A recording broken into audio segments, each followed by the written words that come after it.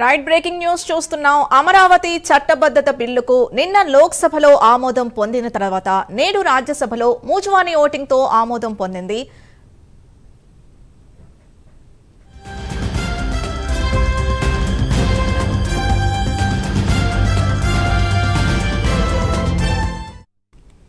Breaking news చూస్తున్నాం. అమరావతి చట్టబద్ధత బిల్లుకు రాజ్యసభ ఆమోదం తెలిపింది. మూజువానీ ఓటింగ్తో బిల్లుకు రాజ్యసభ ఆమోదం తెలిపింది.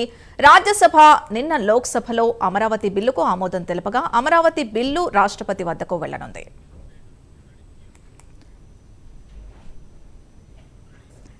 ఇదే అంశానికి సంబంధించి పూర్తి డీటెయిల్స్ మా చీఫ్ ఇన్పుట్ ఎడిటర్ నరసింహారావు అందిస్తారు. నరసింహారావు, అమరావతి రాజధానికి సంబంధించినంత వరకు కాసేపటి క్రితం రాజ్యసభలో కూడా ఆమోదం లభించింది. దీన్ని బట్టి ఇక అమరావతి రాజధాని అనేది ఒక చట్టబద్ధత వచ్చినట్టునే కానీ మనం భావించాల్సి ఉంటుంది. ఇప్పుడు కేంద్ర ప్రభుత్వం ఏం చేస్తుందంటే వెంటనే ఈ బిల్లుకు సంబంధించి నిన్న లోక్సభ ఈ రోజు రాజ్యసభ ఆమోదం తెలిపిన కాపీలకు సంబంధించి దాన్ని రాష్ట్రపతి భవన్ పంపిస్తారు. రాష్ట్రపతి దానికి సంబంధించి గెజిట్ నోటిఫికేషన్ ని జారీ చేస్తారు. ఇదంతా 1-2 days లో ప్రక్రియ జరిగే అవకాశం ఉంది. మొత్తానికి అధికారికంగా ఆర్డినెన్స్ కూడా వస్తుంది. ఆంధ్రప్రదేశ్ రాజధాని అమరావతిగా ఒక ఆర్డినెన్స్ కూడా రానున్న పరిస్థితి మనకు కనిపిస్తుంది. మొత్తానికి ఈ 2 రోజులుగా జరిగిన పరిణామాలను మనం చూస్తే నిన్న లోక్సభలో కానీ ఈ రోజు రాజ్యసభలో కానీ దేశంలో ఉన్న దాదాపుగా ప్రతి పార్టీ కూడా అమరావతికి మద్దతు ఇచ్చినట్టుగా కనిపించింది.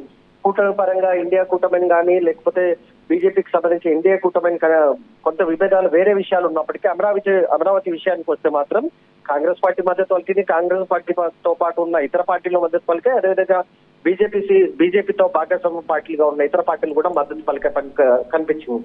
ఒకే ఒక పార్టీ ఇది పూర్తిగా ఇటు లోక్సభలో కానీ ఈ రోజు రాజ్యసభలో కానీ పూర్తిగా ఈ బిల్లును వ్యతిరేకిస్తూ వాకౌట్ చేసింది. అది కేవలం వైసీపీ మాత్రమే ఆ పని చేసింది కానీ మిగతా ఏ రాజకీయ పార్టీ కూడా దీనిపైన వివాదాలు చేయలేదు, దీనిపైన ఎలాంటి నెగిటివ్ కామెంట్స్ కూడా చేయలేదు. ఒక ఇంట్రెస్టింగ్ కూడా మనం చెప్పుకోవాల్సింది, ఈ రోజు జరిగిన డెవలప్మెంట్ లో రాజ్యసభలో చర్చ సందర్భంగా బీఆర్ఎస్ పార్టీకి సంబంధించిన సురేష్ రెడ్డి మాట్లాడారు. సురేష్ రెడ్డి ఏం మాట్లాడతారు, బీఆర్ఎస్ ఈ విషయానికి సంబంధించి అమరావతి విషయానికి సంబంధించి ఎలాంటి కామెంట్స్ చేస్తుందని కొంత చర్చ జరిగినప్పటికీ బీఆర్ఎస్ పూర్తిగా ఈ బిల్లుకు మద్దతు ఇచ్చిన పరిస్థితి కనిపిస్తుంది. ఇది కీలక పరిణామంగా మనం చెప్పుకోవాల్సి ఉంటుంది. ఎందుకంటే వైసీపీ మొదటి నుంచి బీఆర్ఎస్ కూడా ఈ విషయంలో తమ వెంట ఉంటుందని భావించినప్పటికీ బీఆర్ఎస్ మాత్రం పూర్తిగా అమరావతికి మద్దతు పలికిన పరిస్థితి కనిపించింది. ఖచ్చితంగా ఆంధ్రప్రదేశ్ అభివృద్ధి చెందాలి, అమరావతి కూడా అభివృద్ధి చెందాలి. అదే సమయంలో తెలంగాణ ప్రాంతానికి సంబంధించినంత వరకు కూడా గతంలో ఇచ్చిన హామీలను నిలబెట్టుకోవాలి, దాన్ని అమలు చేయాలని సూచించింది తప్ప బిల్లును ఎక్కడ కూడా బీఆర్ఎస్ వ్యతిరేకించలేదు. సో ఈ రోజు జరిగిన పరిణామాల్లో కీలకమైన పరిణామంగా దీన్ని మనం చెప్పుకోవచ్చు.